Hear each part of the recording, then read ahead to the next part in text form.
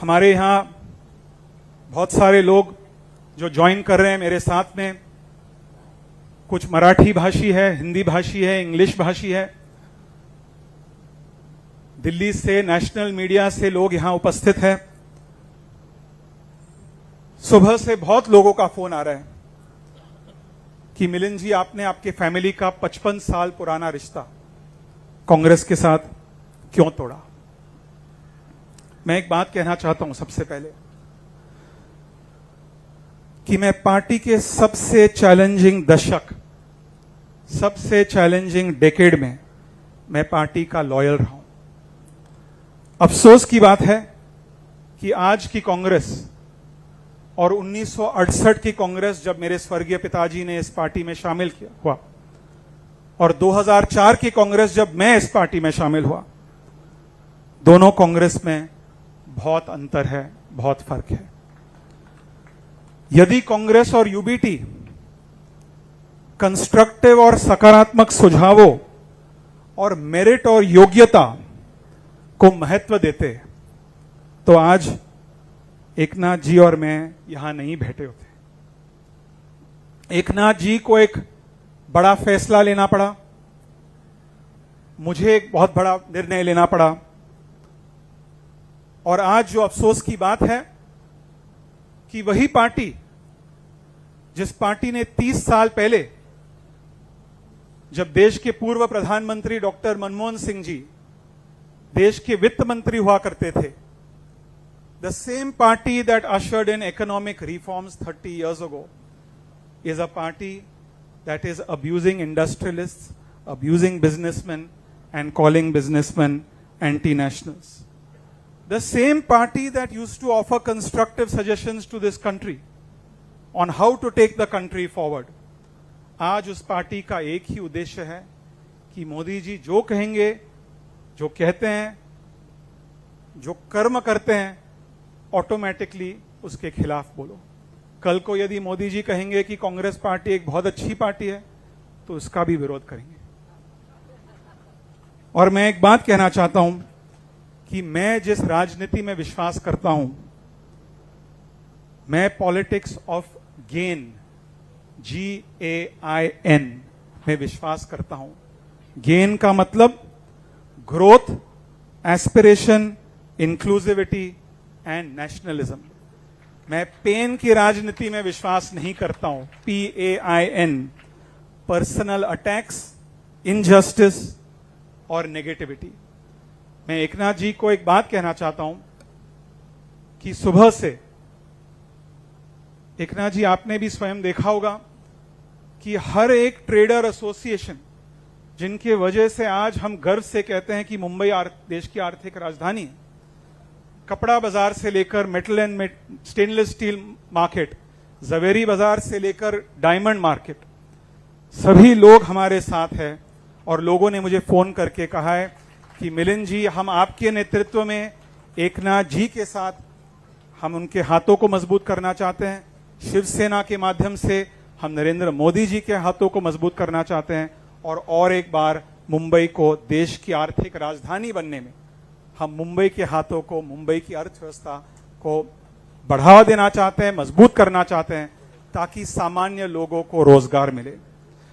आज दोस्तों, भारत में केंद्र में और राज्य में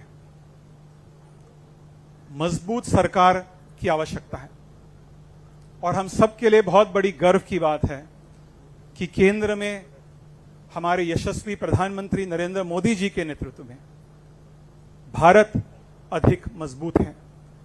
आज महाराष्ट्र में हमारे यशस्वी मुख्यमंत्री, जो मैंने मराठी में कहा कि जमिनीवरचे नेते है, इतने एक्सेसिबल मैंने इतने सालों में वर्षा को, बंगले को इतने एक्सेसिबल कभी नहीं देखा है, और ये बहुत बड़ी उपलब्धि है महाराष्ट्र की जनता के लिए।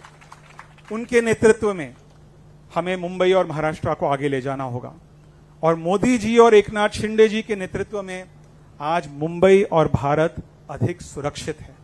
आज मुंबई और भारत की अर्थव्यवस्था अधिक स्थिर है, और आज मुंबई और भारत में जिस प्रकार से इंफ्रास्ट्रक्चर का रोल आउट हो रहा है, वो बहुत बहुत बड़े पैमाने पे हो रहा है। और मैं महाराष्ट्र की जनता की ओर से एकनाथ शिंदे जी का आभार व्यक्त करना चाहता हूं।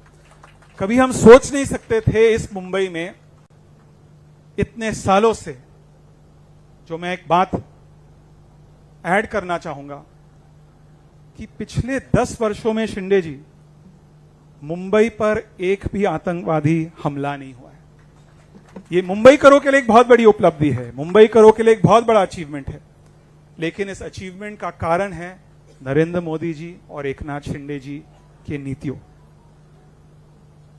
मेरे यहां उपस्थित सभी शुभचिंतकों को, सभी समर्थकों को मैं अपने दिल के गहराइयों से बहुत बहुत धन्यवाद देना चाहता हूं।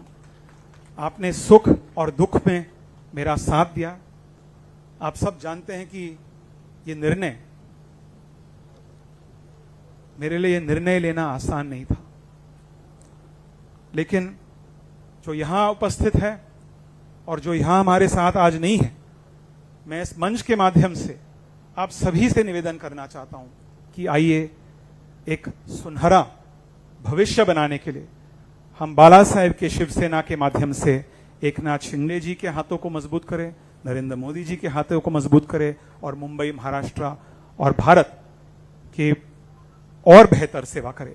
पुन्हा एकदा शिंदे साहेब, बाळासाहेबांचा शिवसेनाच्या माध्यमातून मला आपल्या नेतृत्वाखाली मुंबई, महाराष्ट्र आणि भारतातील सामान्य लोकांची सेवा करण्याची संधी मिळाली।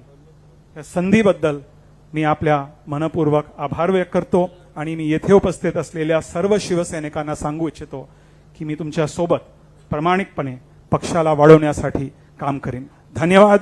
जय हिंद, जय महाराष्ट्र।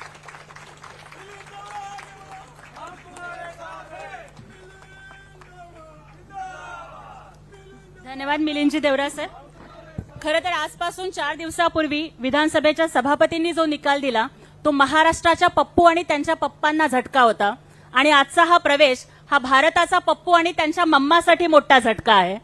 खरं तर कालच ज्यांनी घरात बसून राष्ट्रपतींना राम मंदिराच्या उद्घाटनाचं निमंत्रण दिलं, काळाराम मंदिराचं, त्याच्यामध्ये स्वतःच्या वडिलांचं नावही उद्ध्वस्त वाकरेंना नीट लिहिता आलेलं नाहीये।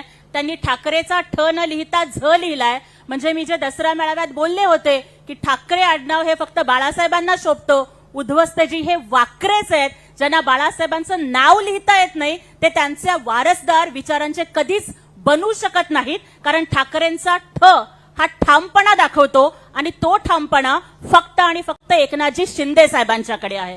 त्यामुळे मी आमंत्रित करू इच्छिते बाळासाहेबांच्या विचारांचे वारसदार, हिंदुत्वाचे राखणदार, धर्मवीरांचे शिलेदार, काळजाने वाघ, डोळ्यात आग आणि छातीत फौलाद, भगवे रक्त, फक्त आणि फक्त एकनाथ शिंदे साहेब। खबरों में बने रहने के लिए तो वॉइस न्यूज को सब्सक्राइब करें और बेल आइकन दबाएं।